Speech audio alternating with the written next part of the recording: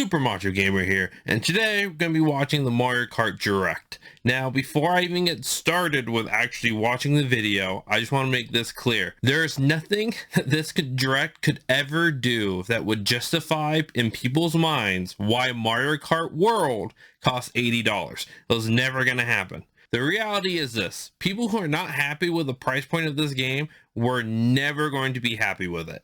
This needs to get pointed out. Most people who are going to be buying Mario Kart World aren't going to be buying it by itself. They will buy it in the bundle with the Nintendo Switch 2, just because it costs only $50 at that point. Yes, it's digital. Yes, it sucks you can't get a physical copy at that point, but you save money.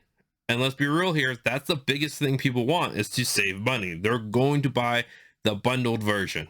Now, with that out of the way, let's actually go ahead and get started with watching the Direct. It's Mario Kart.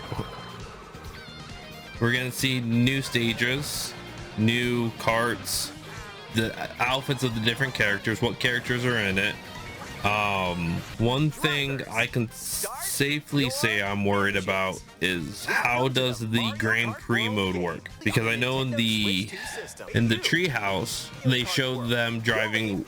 The first track was an actual race course, and then every other race seemed to just be them driving to the next destination. Kind of wish they would have just went the full Donkey Kong or Diddy Kong Racing, where you just transformed into an airplane instead of a glider. Like, some of these levels would be really cool if you could just fly through and in between. Wonder how many courses will be from older games, if any. You know, a lot of these levels actually kind of remind me of the DLC levels of the second pack they added for Mario Kart 8. About half of them, I think, were based on the Mario Kart Tour phone game. It looks like a combination of the Super Kart, Super Nintendo Mario Kart. And this is why I said, like, nothing this director is going to do is going to change people's minds. It looks like Mario Kart. It looks like Mario Kart. I mean, that's cool. It doesn't really change much having daytime or nighttime.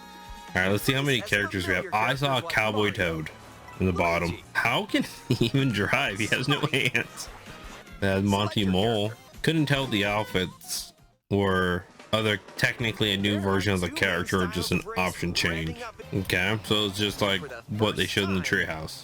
So you need to be like within the top 8. Okay, I mean, that's cool. Now I realize they haven't said anything about battle mode yet, so I doubt there's going to be one. Okay, that's kind of cool. The hammer's kind of cool at that point. The Mega Mushroom's just the lightning bolt but reversed. Honestly thought that was the PlayStation buttons for a moment there. Standard Mario Kart logic. They do have the lightning back. Pretty sure they added this stuff in Mario Kart 8 Deluxe for the Switch, so it's not that surprising that they have a mode to make it easier for, let's be real here, kids or family members who don't really play video games, so they can play along, which is fine. Anyone who gets pissed off by this they have issues, just in general. So to get all the outfits, you're gonna have to drive through the open world, get every single food and use them. Okay, I mean, it makes sense why have an open world game if you're not gonna have collectibles throughout it. I mean, it makes sense to have another form of charging, because I guarantee there's gonna be parts of the world that are just straightaways. There's no reason to ever rewind time trials. I think they've been in every single Mario Kart game, maybe except for the very first one on the Super Nintendo. Pretty sure they've been in all of them though, in some form or another. So you can have classic racing, or just only versus mode. I mean, I'm not gonna play this online, so it doesn't really matter. Oh, there it is. Battle mode is back. Okay, and they do look like maps for battle mode specifically. I mean, it's a very pretty game. I get why they wanted to make it open world racing. It's a very pretty game, which hopefully just means there's going to be more games with, I guess, this kind of graphics, quality of graphics, I should say. That was one of the biggest problems with the original Switch. It was weak. So everything was limited in how visually it could look. It really is a collectathon. I kept seeing people talk about it, saying that the open world mode was just straight up a collectathon. I was like, yep, it really is. I've never cared for photo modes in game. I've always thought this was such a waste of resources. I would like to hope you could play multiplayer on the same console. You can play the Dolphin. I wonder if they're gonna have their own dedicated servers or if it's gonna be peer-to-peer.